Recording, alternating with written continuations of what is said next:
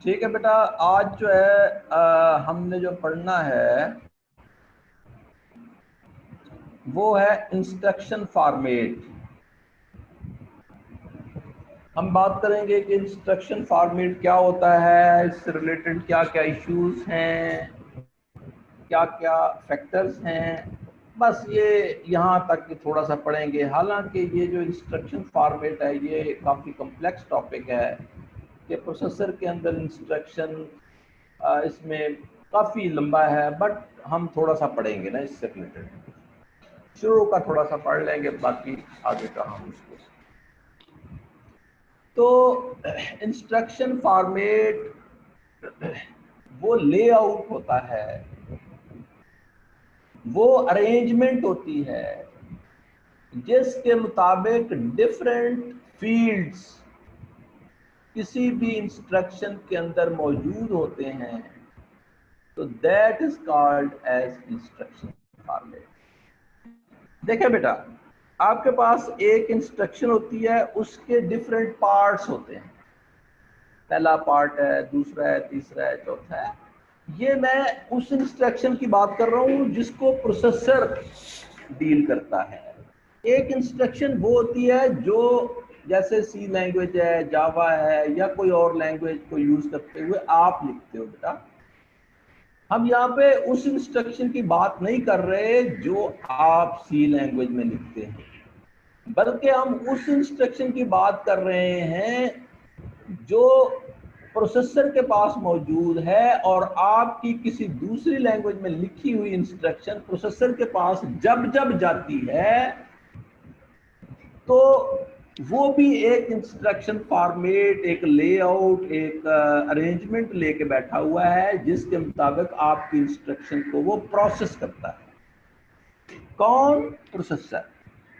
उसके अंदर जो डिफरेंट पार्ट्स ऑफ इंस्ट्रक्शन की अरेंजमेंट है या लेआउट है, वो जो डिफरेंट फील्ड्स हैं किसी इंस्ट्रक्शन के, वो जो पार्ट्स हैं, उसकी वो मैनेजमेंट करता है ताकि आपसे related different functionalities properly perform की जा सकें। तो यही अरेंजमेंट इंस्ट्रक्शन फॉर्मेट कहलाती है।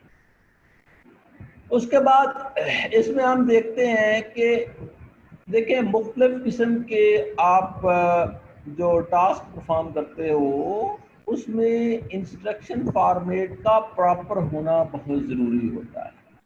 अगर आपके प्रोसेसर की इंस्ट्रक्शन फॉर्मेट या लेआउट या उसकी जो मैनेजमेंट है वो प्रॉपरली ना की गई हो तो आपकी फंक्शनैलिटीज परफॉर्म नहीं हो सकती। तो इससे रिलेटेड डिजाइन इश्यूज क्या हैं? पहला डिजाइन इशू है इंस्ट्रक्शन लेंथ। के इंस्ट्रक्शन है उसकी लेंथ कितनी होनी चाहिए। याद रहे कि बस का स्ट्रक्चर होता है, प्रोसेसर की स्पीड है, प्रोसेसर की कम्प्लेक्सिटी है, इसके अलावा आपके पास मेमोरी साइज, मेमोरी ऑर्गेनाइजेशन, और ये तमाम चीजें जो हैं ये डिपेंड कर रही होती हैं इंस्ट्रक्शन लेंथ के ऊपर। इंस्ट्रक्शन लेंथ का बहुत बड़ा किरदार है सिस्टम की स्पीड को बढ़ाने में, मेमोरी के सही यूजेज में, और कम्प्लेक्सिटी ऑफ द प्रोसेसिंग जो है उसके ऊपर बड़ा इफेक्ट है। देखिए, एक तरफ हम ये चाहते हैं कि मेमोरी साइज जो है वो भी कम यूज करें। हम चाहते हैं कि प्रोसेसर की स्पीड भी बढ़ जाए, हम चाहते हैं कि प्रोसेसर की कम्प्लेक्सिटी भी कम हो जाए, हम चाहते हैं कि बस स्ट्रक्चर जो है वो भी प्रॉपरली मैनेज हो जाए। तो हम ये सब चाहते हैं। दूसरे तरफ से हम ये चाहते हैं कि हमारी रिक्वायरमेंट्स और हमारी नीड्स भी पूरी हो जाए। याद रहे कि जैसे जैसे आप इंस्ट्रक्शन लेंथ बढ़ाते जाते हैं वैसे वैसे स्पीड्स रिड्यूस हो जाती है, कॉम्प्लेक्सिटी बढ़ जाती है, मेमोरी साइज ज्यादा यूज करने लगती है इंस्ट्रक्शन, मेमोरी ऑर्गेनाइजेशन प्रॉपरली नहीं हो पाता। तो जैसे जैसे हम साइज को बढ़ाते हैं तो ये चीजें आती हैं। अगर हम इंस्ट्रक्शन लेंथ को कम करते हैं तो ये चीजें प्रॉपरली मैनेज होती हैं। लेकिन दूसरी तरफ इसके उलट है, अपोजिट है। कैसे? अगर आप इंस्ट्रक्शन लेंथ को बढ़ाते हैं तो आपकी नीड्स और रिक्वायरमेंट्स प्रॉपरली पूरी होती हैं, और अगर आप इंस्ट्रक्शन लेंथ को कम करते हैं तो आपकी नीड्स पूरी नहीं होती। देखें, हमें अपनी नीड्स भी चाहिए, रिक्वायरमेंट्स भी चाहिए। हमने सिस्टम को वैसे ही शोशा के लिए नहीं रखा हुआ, हमने काम भी करवाने हैं उससे। तो फिर क्या करना पड़ता है? Trade off. यानी ना तो इंस्ट्रक्शन लेंथ बहुत ज्यादा हो कि कॉम्प्लेक्सिटी बहुत बढ़ जाए, मेमोरी साइज बहुत वो ले ले, और ना ही इंस्ट्रक्शन लेंथ बहुत छोटी होनी चाहिए कि हमारी नीड्स और रिक्वायरमेंट्स पूरी ना हो सके। तो यूं आप इंस्ट्रक्शन लेंथ को मैनेज करते हो प्रोसेसर के अंदर। अब इसके क्या पार्ट्स होते हैं, इसमें किस तरीके से ये चीजें हैं, ये थोड़ी सी कॉम्प्लेक्स हो जाती हैं। मैं बहुत ज्यादा आपको कॉम्प्लेक्सिटी की तरफ लेके नहीं जाऊंगा, बट यहाँ पर हम थोड़ा सा इश्यूज की बात कर रहे हैं। तो पहला इशू था इंस्ट्रक्शन लेंथ। तो हमने देखा कि ट्रेड ऑफ करना होता है। तो जैसे जैसे इंस्ट्रक्शन लेंथ हम बढ़ाते हैं, कॉम्प्लेक्सिटीज और इस किस्म की चीजें बढ़ जाती हैं, और जैसे जैसे हम इंस्ट्रक्शन लेंथ को बढ़ाते हैं तो हमारी नीड्स जो है वो भी पूरी होती हैं। मींस कि हम जो फंक्शनैलिटी प्रोसेसर से परफॉर्म करवाना चाहते हैं वो इजीली परफॉर्म कर लेता है, हमारी नीड्स और रिक्वायरमेंट्स पूरी करने के काबिल हो जाता है। अगर इंस्ट्रक्शन लेंथ को हम बढ़ा दें, अगर कम कर दें तो फिर वो हमारी नीड्स प्रॉपरली फुलफिल करने के काबिल नहीं रहता, स्पीड और परफॉर्मेंस की बढ़ जाती।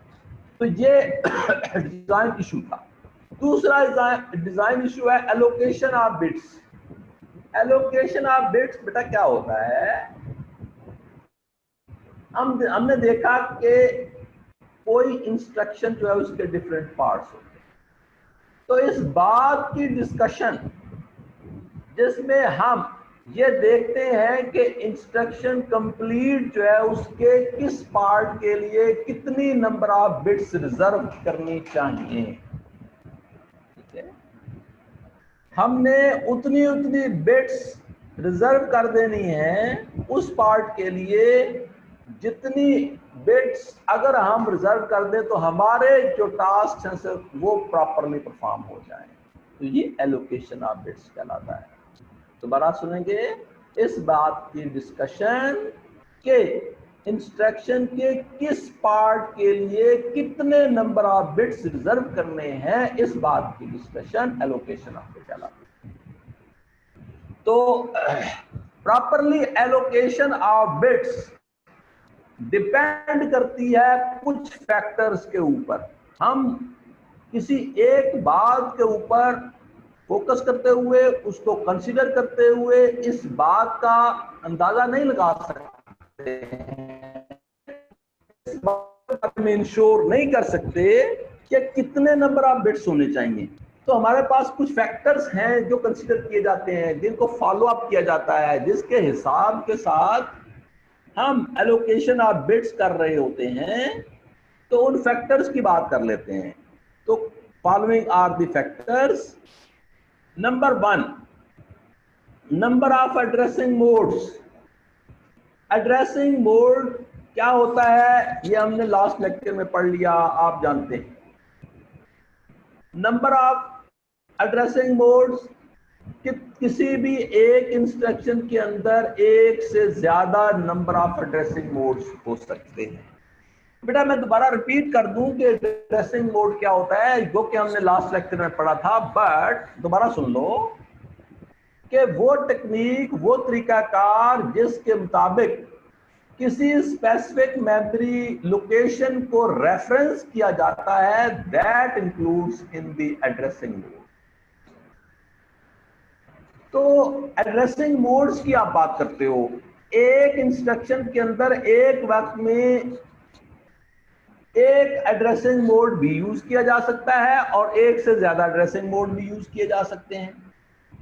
जैसे हम कहते हैं कि C is equal to A plus B, ठीक है, तो इसमें C जो है ये एक ऑपरेंड है, A दूसरा ऑपरेंड है, प्लस B दूसरा ऑपरेंड है, तो हर एक वेरिएबल और ऑपरेंड अपनी हैसियत रख रहा है और अपनी अपनी लोकेशन पर मौजूद है। तो आपका प्रोसेसर हर एक ऑपरेंड के अगेंस्ट एक एड्रेस कैलकुलेट करके वहां से वैल्यू को उठाएगा, और इसका मतलब है कि ये जो मैंने इंस्ट्रक्शन आपको एग्जांपल के तौर पे बताई है, इसमें एक से ज्यादा मोड्स यूज हो रहे हैं। तो जब एलोकेशन ऑफ बिट्स आप कर रहे होते हो तो आपने इस बात को देखना होता है कि कितने नंबर ऑफ एड्रेसिंग मोड्स किसी इंस्ट्रक्शन के अंदर यूज किए जा रहे हैं। उसके बाद नंबर ऑफ ऑपरेंड्स, इस बात की डिस्कशन कि किसी इंस्ट्रक्शन के अंदर कितने नंबर ऑफ ऑपरेंड्स मौजूद हैं। आप कहते हो कि A is equal to B plus C plus D plus E plus, तो आपने 20-25 वेरिएबल आगे कर दिए हैं, तो ये अब सब के सब ऑपरेंड्स हैं। इसके अलावा अगर किसी स्पेसिफिक फाइल का एड्रेस आपने लिखा हुआ है तो वो भी एक आपके पास ऑपरेंड कंसीडर किया जाता है। तो हम ये देखते हैं कि कितने नंबर ऑफ ऑपरेंड्स उस इंस्ट्रक्शन के अंदर मौजूद है। उसके बाद रजिस्टर वर्सेस मेमोरी, के आप जो टास्क परफॉर्म कर रहे हैं, आप जिस इंस्ट्रक्शन की बात कर रहे हैं, उसमें जो ऑपरेंड्स यूज हो रहे हैं वो मेमोरी में मौजूद हैं या रजिस्टर्स में मौजूद हैं। प्रोसेसर मेमोरी भी यूज कर सकता है और प्रोसेसर रजिस्टर्स भी यूज कर सकता है फॉर प्लेसिंग द ऑपरेंड्स। तो इस बात की डिस्कशन के कितने मेमोरी यूज हो रही है या प्रोसेसर यूज हो रहा है। उसके बाद number of register sets, number of register sets ये होता है कि एक टास्क को परफॉर्म करने के लिए एक रजिस्टर भी यूज किया जा सकता है, एक से ज्यादा रजिस्टर्स भी यूज किए जा सकते हैं। जब एक से ज्यादा रजिस्टर्स यूज किए जा रहे होते हैं तो वो जो एक फंक्शनैलिटी को परफॉर्म करने के लिए एक से ज्यादा रजिस्टर्स मौजूद हैं, वो एक रजिस्टर सेट कहलाता है। इंस्ट्रक्शन के अंदर इन्वॉल्व है, that includes in the number of register sets. उसके बाद है एड्रेस रेंज। एड्रेस रेंज ये होता है कि आपका प्रोसेसर जो है वो एक एड्रेस कैलकुलेट करता है, जो किसी लोकेशन का एड्रेस होता है जहां पर कोई वैल्यू पड़ी हुई है, कोई ऑपरेंड पड़ा हुआ है, कोई फाइल पड़ी हुई है, तो वो एड्रेस कितना बड़ा है, इस बात की डिस्कशन। तो हमारे पास लेटेस्ट जो प्रोसेसर्स हैं वो बहुत बड़े बड़े एड्रेस कैलकुलेट कर सकते हैं और वो इसी वजह से मेमोरी का साइज भी ज्यादा एक्सेसिबल मेमोरी वो कर लेते हैं अपनी कैपेबिलिटी की वजह से। उसके बाद है एड्रेस ग्रैनुलैरिटी। एड्रेस ग्रैनुलैरिटी ये होती है कि कोई स्पेसिफिक एड्रेस कितने नंबर ऑफ टाइम्स यूज होता है, इस बात की डिस्कशन जो है वो एड्रेस ग्रैनुलैरिटी कहलाता है। दोबारा सुनेंगे एड्रेस ग्रैनुलैरिटी, इस बात की डिस्कशन कि कोई स्पेसिफिक एड्रेस, कोई ऑपरेंड कितने नंबर ऑफ टाइम्स रेफरेंस किया जा रहा है, ताकि वो डिफरेंट किस्म के प्रॉब्लम्स को सॉल्व करने के लिए यूज किया जा सके। तो ये जो नंबर ऑफ टाइम्स का हिसाब किताब लगाना है किसी ऑपरेंड के बारे में जब जब वो यूज किया जाता है, तो that includes in the address granularity. ठीक है बेटा? अच्छा, काफी है? जी सर काफी है। Yes sir. बस ठीक है, ठीक है बेटा, बाकी इंशाल्लाह फिर नेक्स्ट क्लास में हम डिस्कस करेंगे। ठीक है, सर ओके देन बेटा, हाफिज। अल्लाह हाफिज सर, फी अमानिल्लाह। ठीक है बेटा, अल्लाह हाफिज।